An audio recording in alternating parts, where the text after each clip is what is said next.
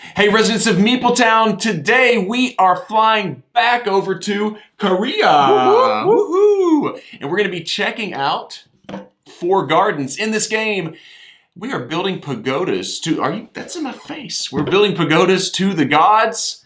I say let's get this thing to the table and check it out. Let's check out 4 gardens.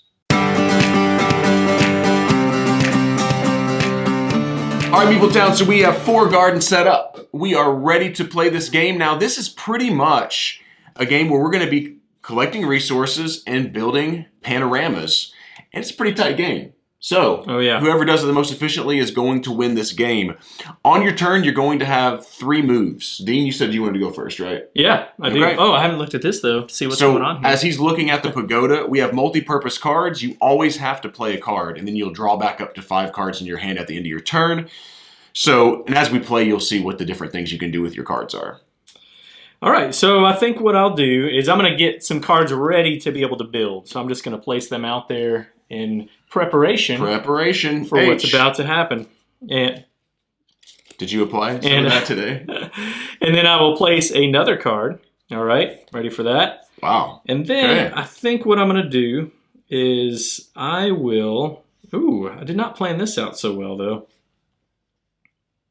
Yeah, that's fine. I think I can make this work. So then the next thing I'm going to do is I'm going to play this card. When I play this card, I'm playing it to get the ability. Not sure if you can see that on here or here. Playing it to get the ability that's in the top right corner, which means I'm going to move the base 90 degrees. Why you do that. And then I will be able to take the resources from the top down. So I think what that is from the top down, isn't it? Mm-hmm. And again, that's what's interesting about the cards is not only does it tell you which piece you rotate, and when you rotate it, it also rotates every piece of the pagoda that's above it. You also, it's going to have down arrow or up arrow. So maybe you rotate it one way and you're like, sweet, I want to rotate the bottom. Oh, but no, I want to go from the bottom up, not the top down. That's right. You got to do what the card says. This is my issue that I'm running into right now. So I'm going to turn this from the base 90 degrees. I think you can still see that well. And when I do that again, I'm taking from the top down. So I'll take 2 stone. And you just keep taking until you fill this up. Fill it up, please. And then I will take 2 water. Can't take my 3rd one because I only have 4 spots here. And then I'll discard this card. And now I have taken all 3 of my actions. And that means I'm going to draw up from here. And I like how when you play a card, that's your action, so it helps you keep up with how many actions you have actually If you have 2 cards in your hand, you're done. All right, so I'll take that one. I'll take this one, I think. And then the last one I'm going to draw from the top here. And then I'll fill these up, and it's back over to John. Okay, sweet. Yeah, that's when I mentioned tightness, like, that's it. You have got 4. Can't do anything about it. Later on in the game, you can get 1. If you complete a pagoda, you're going to get one of these bonus tiles here. But yeah, and you have to take all the resources. You can't skip over like part of the pagoda. Like, oh yeah, I want stone, but I want to go down here and get grass. No, you have to take everything. So I'm going to play this into my planning area here, though I really love that action. But I also love the fact, and you're going to see that as we build these panoramas, as we flip over these landscapes, we're going to get to score here, and this is a wild. So this will allow me to score any of these. And it's really cool. You actually kind of have a point building engine a little bit in this game. So if I could build this thing first, I built the whole blue panorama, which is 1, 2, 3, 4, 5, wide. I could score this 5 times. Wow. And so I'm hoping that I can pull that off. So that's the first thing I'm going to do. The second thing I'm going to do is rotate. Yeah, I'm going to play this to rotate the pagoda. And again, it's 90 degrees like Dean said earlier. And I don't even have my planning piece. Where's the box at, Dean? Can you go get it for me? Oh, yeah. I'll get that here in a second. But yeah, so I'm going to get from the top down, which means, thanks, Dean, which means I'm going to get 2 stone and 2 water.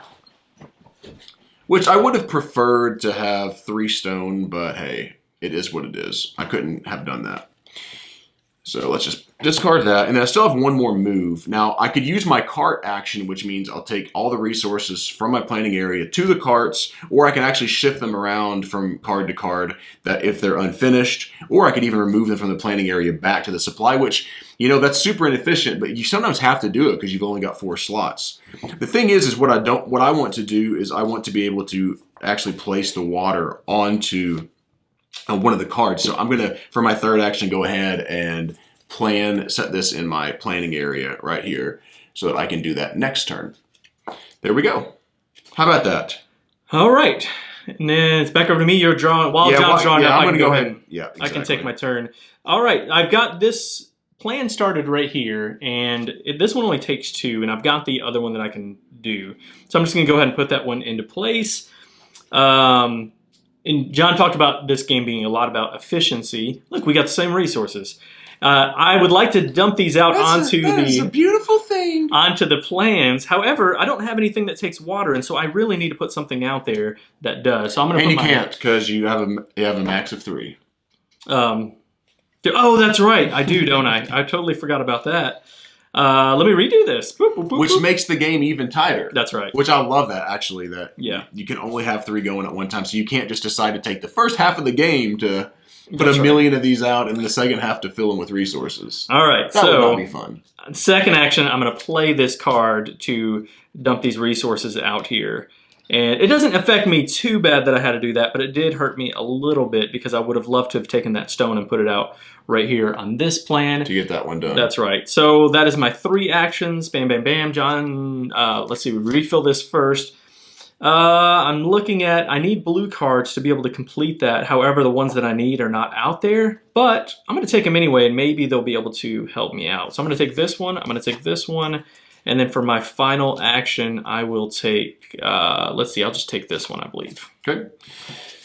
Sweet. All right, so for my next action, and it's so interesting, the card play, because you're like, you know, it's simple. This is like simple stuff, but it's grueling can be. Like, wow, I want this for my landscape, and I want to point out that there's, you know, the first, second, third, fourth, first, second, third, fourth, fifth, first and second. You can't build in this entire game. I'm sorry, I need to pull it up a little higher. You can't build 2 of the same ones. That's it. You can never finish 2 of the same color panoramas.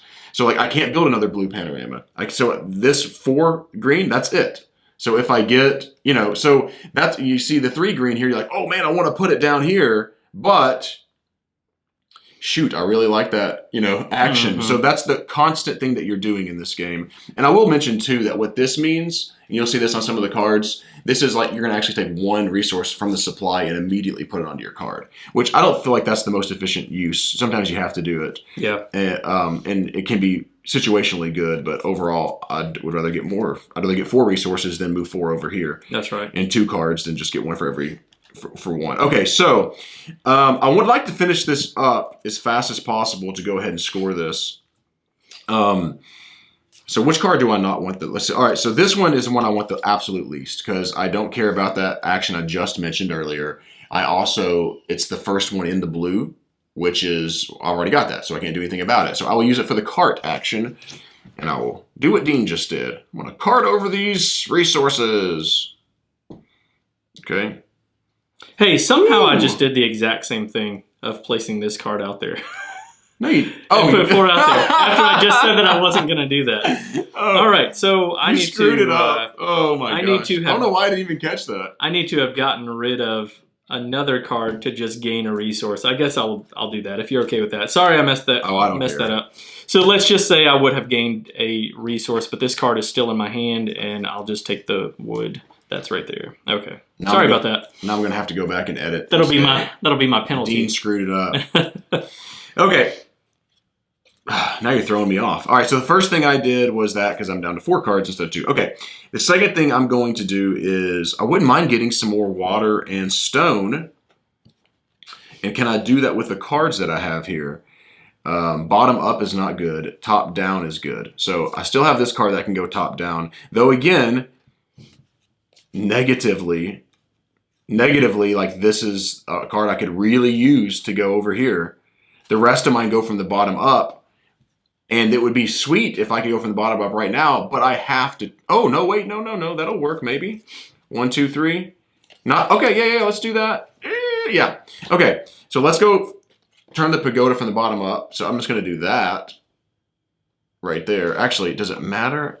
I'm going to do that because maybe I might use that later on. Okay. Which means I said from the bottom up. And so now I've only got 1, 2, blank, blank. Exactly what I wanted. Way to go. And so I'll get my 3 waters and I'll get my stone. I'll discard that. And then it's not quite over. Again, I want to be able to...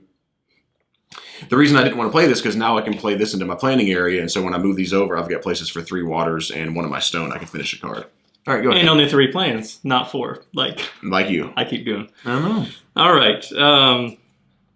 I get nervous in front of the camera, apparently. That's what's going on here. You're a little nervous. So it is over to me. I'm going to... grueling decisions here. I've got lots of blue cards that I need out here, but I also am going to have to use them for their actions. So I think what I'm going to do first, I'm going to take this. Yeah, I'll do that. So I'm going to play this card for the action on there, which is going to turn this, and I'm actually going to turn this way, which seems like that wouldn't be the most efficient necessarily. And then, but it is. We'll see. And then I'm going to take the resources from that cart and, no, I'm sorry, take the resources from here. I haven't done that yet. Taking that action, turn that top, and then I'm drawing from the bottom up. And then, excuse me, now I'm going to place these out into my play area from this cart on that card. And let's see, we'll just drop some of these out here, completing 2 of my cards. And so we'll show you how this works. Yeah, so when I do this, I'm just going to remove these from here. And this is going to flip over, and then I'll move up on the yellow track. Now, I don't have any choice there because that is the color that is there. And whenever we get more cards in the tableau, we'll show you how it works of moving up multiple cubes if you can. Then this one is also completed. I'll flip it over, and that's going to move up on my blue track. Oops, I just moved myself up. There we go. And then for my final action, I have some space now, John. I'm going to place this. The one that you've been wanting to place the whole time. That's right. So I'll place that out there to get ready to be able to hopefully finish up that tableau here in just a little bit, and then I'll draw back up. I say I do my turn and we end. Oh, is that okay with you? I'm about to finish that. You're going to finish that? Yeah. Can you do it next turn? Maybe. We'll see. Oh, my gosh. If you know you can finish it, then we'll do it. If you don't, then we won't. Okay, so the first thing I want to do is get rid of the card I least want, I think, so that I can cart these items over here, which is going to be this one. Even though, yeah, because it's the 4th one here, which I already have down here, and I don't like that action. So that's an easy choice. So I'm going to shift all these over. So I can actually, with this stone, look at that. I can finish any one I so choose. There we go. I'm going to finish this one so that I can pick any color I want to go up on this track. And while I'm doing this, I do want to just talk a little bit about this very quickly. Yeah. So I'm going to choose, I've got 2 reds here, right? So this is what you go up on, not this color. There's not those colors. So I don't really need red unless I just want to push red really fast because let's just say I got all the way up to this tenor. Notice that you're going to start scoring 2 points as you get further along, which is positive. But the other positive piece to this is when you get this high, if you score again, your opponent goes backwards. Oh, yeah. And if he or she goes backwards from the 2, they're knocked off the board and they can't score that for the rest of the game. So again, I could have a strategy, noticing that Dean doesn't have any red right now. He could do it with that, of just scorching up this track and just trying to kick him off. Yeah. But then he could also do it to me. So I'm not going to do quite that. I think I'm just going to go up on maybe this purple track, and he doesn't have any purple right now either. But he has 2. No, I'm not. He's got 2 blues. I don't want him to do that to me. So I'll go up on the blue track for now. That's my first move. My second move is going to be, I'm going to do this really quick because this will be my last turn. I'm going to... Yeah, that's smart. That's why. Okay. I'm going to turn this 90 degrees and go from the top down. Boom, boom, boom, boom. So now I've got those. And the last thing, you didn't even refill that. Nope. Thanks. There we go. Thanks for being a pal. Man, okay, I think I'll do that. I'm just going to place this one down here because I want to be able to put those 3 stones somewhere. Dunzo. Yep. Put that on camera a little bit. I'm just set him over here. You can see him better. You got space. There you go. There we go. Okay. Okay, and we'll just take this one last turn because I think I'll be able to show you pretty much everything the game has, except how the end scoring is going to go. So on my turn, what I'm going to do is I'm going to play this card into the discard, and I'll move the top layer, and I'm just going to move this over 1, and then I will take the resources from the bottom up. That will be the wood, grass, and stone. Wow, you only did 3. Interesting. Yeah, well, because we're not playing the entire game, so I thought I would just show you. So I will discard this card, which will allow me to put these into my building. Discard this card. Discard this card. Completed this one, and now what's going to happen is this is a little bit different than what we've done so far. I'll flip this over, and I'll move up the tracks, or move him down the track. Move up the tracks, the yellow, well, actually it has to be up because I'm not that far. Right. So yellow and blue. So when you do a pagoda, so when you flip this over, the cool thing is it actually activates every flipped over one that you already have in your panorama. Sorry, not pagoda. And you can choose which one to go in what order. But anyways, so it doesn't matter for me, so I'm just going to go yellow and blue. Yep. And now that I've completed the panorama, this is another nice little bonus you get to choose one of these tiles up here. And normally what I would have done is probably play a card out there just so that I have something. Play something earlier so I have like blank resources here. So you did. And if I took this tile, let's say for my first action I did that, then I would take this tile. And I could take 4 resources and put them out onto this card, completing it, flipping it over, triggering this one, and then this one. And so you've got a lot of like these things firing off all at one time when it happens. The other, I don't know if you mentioned what these are. I didn't. So I could take that one, which gives me the resources, and put directly onto the card. This one is going to be straight up points, which is really nice too, especially if you can push somebody off the board. And they get progressively less. Right, for all of those. So if he gets it, then I can, go ahead. That's right. Except for this one, these are all the same, and that's just going to add an extra slot onto your board, which can be really handy too, especially early in the game. I was going to say, if you only have 3 flipped over, if you use this more than 4 times, then this would actually be more useful. So depending on if you would or not, but if you did, but there's also those times wherever you have resources, you can't put them on cards, so you kind of run the risk of like having it but not actually being able to use it like you want to be able to use it. Also, I will quick mention that you can only use one of each of these types. Mm-hmm. So if Dean takes that 4, he can't go take the 3 next round, which plays a little bit different. I think better in a higher player count. I think so too. But also, these you wouldn't want to have more than one anyway, and the other ones could help you more, but you're not going to get that many because the game's going to end pretty quickly. And the last thing I'll say is in a 2-player game, the game ends when 10 of these cards are flipped over. Not 10 panoramas because there's only 4. When there's 10 cards flipped over. And it's different. I played a 4-player game. I believe was 8 cards flipped over for one of the players, so it varies to kind of keep the game maybe a little bit shorter with a higher player count. So, art and components? Art and components, yeah. I can start off. You're starting off? Yeah, I'll start it off. All right. I love it. I love the pagoda. That's my thing, right? These really nice table presence types games. This one has that. I knew you would love this game just because the pagoda. But it's not. I didn't say I love the game yet. I just said I love the pagoda in here. We'll see. But it's so functional and it's so neat. And I love that, it's... One of the issues John has sometimes is being able to see everything, and you can't see everything on the other side, but you don't need to. If you can see your side and then the other 2 sides, so I might have to move over just a hair to be able to see what's happening whenever I shift it over 90 degrees. So it all works really well. They're also always 0, 1, 2, 3. Yeah. So you can figure it out in your mind if you want to try to figure it out. To know what's on the other side of it if you don't know that already. And then the resources are really nice too. I like these quite a bit, that they're not just cubes, that they're shaped, which for me matters. I like having that. So that's right. Production, and then the art. I love the art on everything. The boxes, the cards. It's all fantastic. Yeah, show that box again. I love with Korea Boardgames having this really white, clean art. That looks modern and it's sweet. It looks slick. They did really good with that. Another point about the pagoda I like is that it locks into place. It feels like a little click whenever you do that, which is super nice. So it's not just this kind of moving around all the time, spinning around all crazy. That's right. That's really nice. This is everything I want in components for a game. Personally, this game is $30 or something like that. Yeah. It's on pre-order now. It's going to be $30. And so you have a sweet pagoda. You have, Not just cubes here. You do have some cubes there, but it doesn't matter. And honestly, if it's just cubes, it wouldn't be that big of a deal to me because I'm not a huge component guy. But I think it's nice. It helps with color blindness too, you know, that you can Sure see the does. shapes that go on there, which is nice. And these are just pieces of cardboard. That's just pieces, you know, but they're fine. I mean, and for that price, I mean, I feel like you get a decent amount in the box for that price. Oh yeah, a absolutely. lot, you know, so that's pretty solid. Yeah. And I like the art, like you mentioned, just on the cards and stuff is good too. Mm-hmm. But is it good?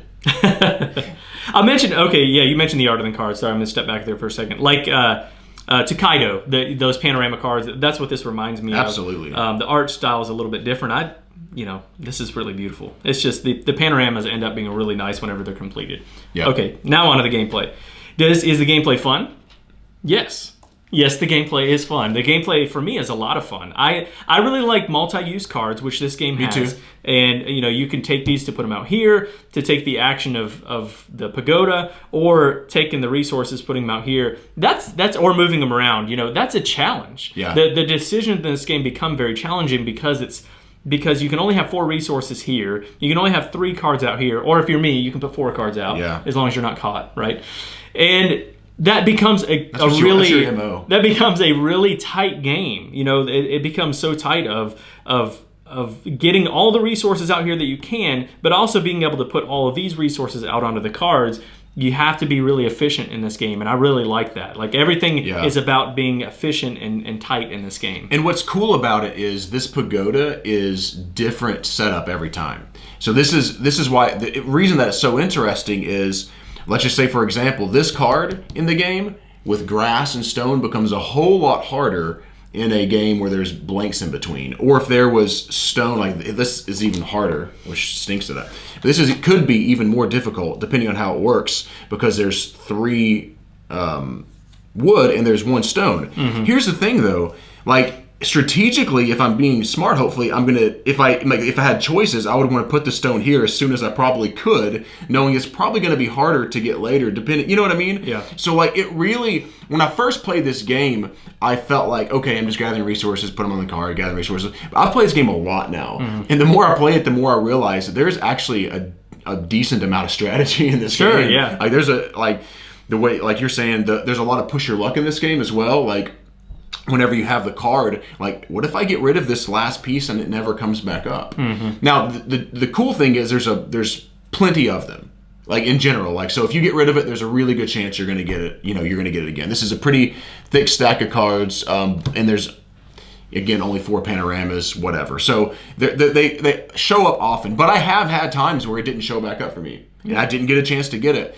And some people could play the game, and then I'll go to Dean, like, could play it mean if you wanted to, like, that Dean wants that, but so I'm going to take it. But then you have to do something with that card. Yeah. So if you're just going to play like that, then you better figure out what you're going to do with it. But you could always use it for a card action or whatever. But yeah, cool stuff. Yeah. Everything just works so well together to make this really tight game that becomes a lot of fun. And you're right. The tightness is beautiful. Yeah, there is a lot of strategy to this. One thing that some people might not like. I know, John, it's not your favorite, but drawing randomly from the top, which you don't have to do this. You can take all 3 of these. Sure. But I love having the information there, to know. You at least know what the symbol, is, the color on there. I like that. I think that's really nice. It's a nice touch. And I'm fine with it in this game because the cards are multi-purpose. If I draw something horrible, I can try to use it for the card action. You know what I mean? So it's like one of those things where I don't mind a little luck if I feel like I still get something. Mm-hmm. If I drew a card that I could absolutely not use, there's no way I could use, that would be frustrating to me. But you can make it work for, and if you have a hand of cards and you're like, man, I really like all these, so the worst case scenario is I use that for the card action. So you can kind of pick when to be a little bit more risky and when not to. Yeah. And so that's really cool. I think, for this series, we're not necessarily going to do ratings, but we actually did our rating on the podcast, so we can share that now if you want to jump into your final thoughts. Sure, and that's exactly right. Like, again, we're going to, with this series where we're going, Meeples around the world, we're checking out folks in other countries and some of the games, and we're not going to be doing ratings, but we will for this, because we've had it on the podcast, but also because this is just a really popular game. Yeah. And so we just kind of wanted to I've heard a lot of buzz around it. We had a game day and had a couple friends over to play games, and they both wanted to play this game because they saw it on BGG, and we're like, hey, I want to see see if this is a good game. By the way, spoiler alert, they both really liked it quite a bit. And I really like this game. Yeah. This is cool because I just love how tight it is. I love games that are tight like that. But also, I played this with my 11-year-old, and he loved it. You know, and he had no problem. And he's one of my kids that doesn't play a lot of games, and so like I had to arm twist him, Dean, into playing this game with me. I didn't really, but he doesn't usually say yes, but he did this time. Probably because the pagoda, honestly, was like, that's interesting, and he really liked it. He's like, Dad, I really like that game. And so if I can play with my 11-year-old, I can play this as a gateway game. There's no doubt about it. You collect resources. Now, the players that are more seasoned will probably stomp the other players but they can at least they can go, okay, I'll turn it this way and grab the resources and put them on there. It's not that hard. So it's really good. This is a solid, really solid 7.5 out of 10. Meaning I'm always willing to play this. Usually willing to play it. And then 8 is I will suggest this in certain situations, but I wouldn't say I'm always going to suggest this game. But I'm really close to an 8 on this. Yeah. How about you? I am an 8. Oh. I'm right at an 8, and a lot of that has to do with I find myself really enjoying games that play quicker but still have a lot of meat to them, and that's exactly what this game is. This game has a lot of meat for what it is, and it doesn't overstay its welcome. I feel engaged the entire time. Now, I'm paying attention to other players' turns because I want to see how they're shifting the pagoda, and if I don't want them to, I'm cringing on the edge of my seat, which in a higher player count that becomes a little more fluid. It becomes a little more random, I guess, of not knowing what's going to happen with that. But it's still good, and I still enjoy it, and I engage the entire time, and I like that. That's what I want in a game. Turns are relatively quick. Yeah, they are. You do 3 cards. I mean, there are times whenever the pagoda gets all jacked up and it gets around your turn, you're like, but. Yeah, but for the most part, you're right. It does. It's really quick, but it's really tight and thinky. The scoreboard. John talked about this, and I didn't mention it at all. But the scoreboard is one of my favorite things. I love games where you're moving up different tracks anyway. But the fact that once you get up, you can push them back is really nice. And those decisions become challenging. Like John has a really big red engine if he wants it, but he doesn't have to because he can save himself from getting pushed off the board. Let me give you a quick example. I was playing a game the other day whenever we were playing with friends, and there was a player that was on the they were on the 10 right here. This was the very end of the game, and I knew the next turn I was going to go out, but we were playing 4 players. So I have a choice, and I have this color. I can either jump up here to gain 2 points, or go up. I'm sorry, I had it the opposite way. I had it on, this was down here and this was right here. Sorry, my bad. I could jump up here to score 2 purple points. Or I could go up here just to be safe. Yeah. Because it was going to have 3 players that had the chance. Now, she was the only one that had it up there, but honestly, she could have bumped me off the game. And then that was a risky move for me to say, I'm going to go for the 2. I could have just gone for the 1, but if I would have got bumped off, I would have lost the game. It was that tight. Yeah. So, and actually, I don't think that I think I won by 2 points, so it wouldn't have mattered either way. So that was probably a stupid move. But I think that's cool in the game when there's thought to how you score points. Yeah, I totally agree. So anyway, that's all the things that we like about this game. Really fun game. Definitely recommend checking it out, especially for the price point. Korea Boardgames is crushing it, doing some good stuff. They're crushing it. So that's an 8 from me, a 7.5 from John. Tell people how they can get in touch with us. If you're enjoying our channel, we would love for you to subscribe to it. You can go to meepletowngames.com to check out all of our stuff. We're at Meepletown Games on Facebook, Instagram, and Twitter, and we're Board Game Geek Guild 3407. Thanks for coming down to Meepletown. Thanks for joining us, and be sure to follow us on Twitter at Meepletown Games, and connect with us on the Meepletown Guild number 3407, at BoardGameGeek.com, and also subscribe to our podcast and YouTube channel. And until next time, thanks for coming down to Meepletown.